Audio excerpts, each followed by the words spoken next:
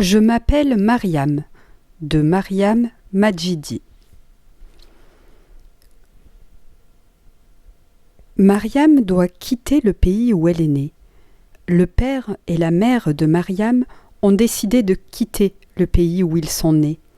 Ils doivent partir ailleurs pour vivre librement, pour vivre sans avoir peur de l'avenir. Mariam est triste. Elle ne veut pas se séparer de sa grand-mère qu'elle aime tant. Sa grand-mère ne vient pas avec eux car elle a choisi de rester dans le pays où elle est née.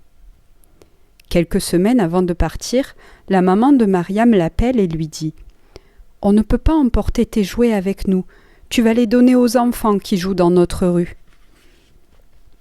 Mais je ne veux pas donner mes jouets, je veux les emporter avec moi. »« On ne peut pas, on n'a pas assez de place dans nos valises, et puis c'est beau de donner. »« Non, je suis obligée de donner, ce n'est pas la même chose. »« Je te le répète, on n'a pas assez de place dans nos valises pour tes jouets. » Mariam observe les 2 grandes valises posées dans le salon. C'est vrai qu'elles sont déjà bien remplies, pleines de vêtements, de chaussures, de cadeaux que la famille leur a fait avant le départ et de confiseries qu'ils ne trouveront peut-être pas là où ils vont. Il n'y a pas de place pour ses jouets, ses poupées, ses peluches. Elle est dans sa chambre et elle rassemble autour d'elle ses poupées qu'elle aime tant. Elle leur parle. « Ne vous inquiétez pas, personne ne nous séparera. On va rester là ensemble et je vous raconterai des histoires. Et quand ce sera la nuit, je vais faire un trou dans la terre au pied de l'arbre et je vous cacherai là. Plus tard, je reviendrai vous chercher et on jouera à nouveau ensemble. » Elle ouvre alors un livre et raconte une histoire à ses poupées qui la regardent sans rien dire. Mais jour après jour, une par une, les poupées vont des mains de Mariam aux mains des autres enfants. Un par un, les jouets disparaissent de la chambre de la petite fille. À la veille de son départ, il ne reste plus aucun jouet dans sa chambre. Chacune de ces poupées vit désormais une nouvelle vie dans les bras d'un autre enfant. Un matin, Mariam prend l'avion et elle arrive dans un nouveau pays. Elle arrive ici. Ici, c'est le pays où elle vit, c'est le pays où nous sommes. Là-bas, c'est le pays où elle est née, c'est le pays qu'elle a quitté.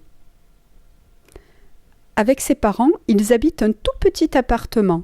La nouvelle chambre de Mariam est vide. Dans sa chambre, il n'y a aucun jouet. Et dans son cœur, il y a un autre grand vide. Ses poupées lui manquent. Ses parents lui ont promis de lui acheter de nouvelles poupées bientôt. Elle attend impatiemment, mais pour le moment, elle n'a pas de jouets. Alors, elle ne joue pas. Chapitre 2. Mariam ne parle pas. Mariam ne parle pas, mais elle a de grands yeux noirs qui observent le monde. Dans sa tête, 2 langues parlent sans cesse en même temps. Sa tête est énorme et lourde à porter ces 2 langues qui se chamaillent à l'intérieur. Laquelle choisir ? Mariam ne sait pas. Alors elle se tait. Mariam vient de là-bas. Là-bas, on parle une autre langue. Elle est venue habiter ici. Ici, on parle une autre langue. À l'école, elle apprend une nouvelle langue que ses parents ne connaissent pas. C'est la langue d'ici. Elle n'ose pas encore parler cette langue en classe, car elle a peur de faire des erreurs de grammaire, de conjugaison, toutes les règles de la langue d'ici que sa maîtresse lui apprend. Alors, assise sur sa chaise, elle se fait toute petite et se tait, mais elle mémorise toutes les leçons dans sa tête. À la maison, avec ses parents, elle parle une autre langue que ses amis de l'école ne connaissent pas. C'est la langue de là-bas. Quand sa mère vient la chercher à la sortie de l'école, elle lui parle dans la langue de là-bas. Et la petite Mariam n'aime pas ça. Elle observe les autres parents et les autres enfants. Eux ne parlent pas une autre langue que la langue d'ici.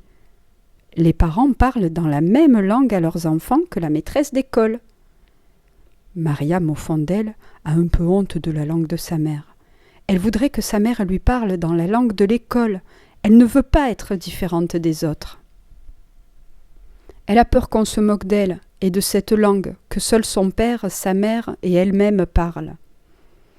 Alors, elle a l'impression que sa tête est comme un gros ballon dans lequel les deux langues frappent. Et boum, elle roule de la langue d'ici à la langue de là-bas. Et boum, de la langue de l'école à la langue de la maison. Parfois, elle a l'impression aussi que les deux langues jonglent avec elle.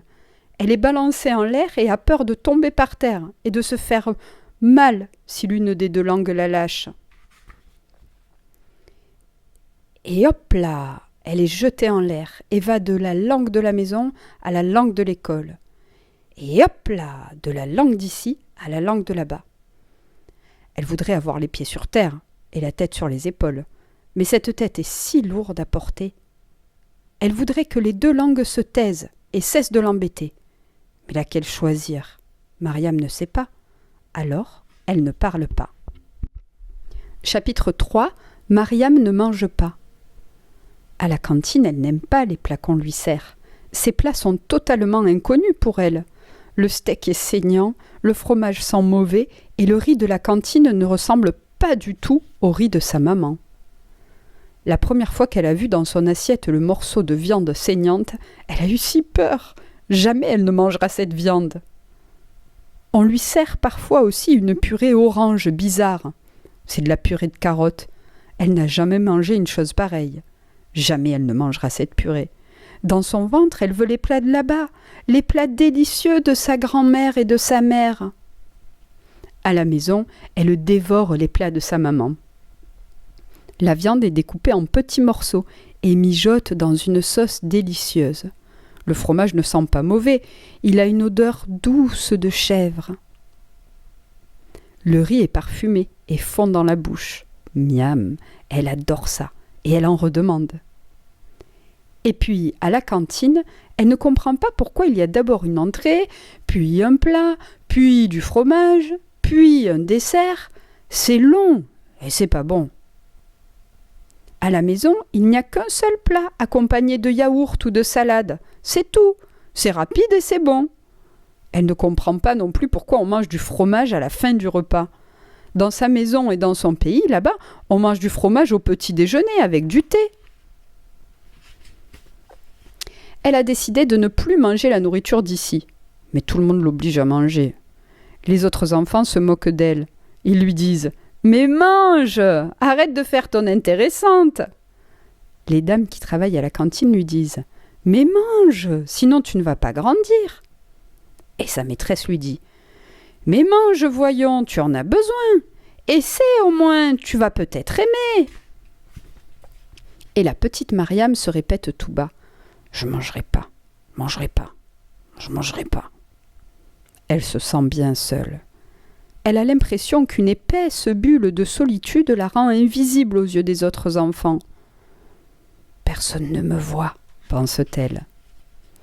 Et puis un jour, à la récréation du matin, Mariam entend une petite voix. « Comment tu t'appelles ?»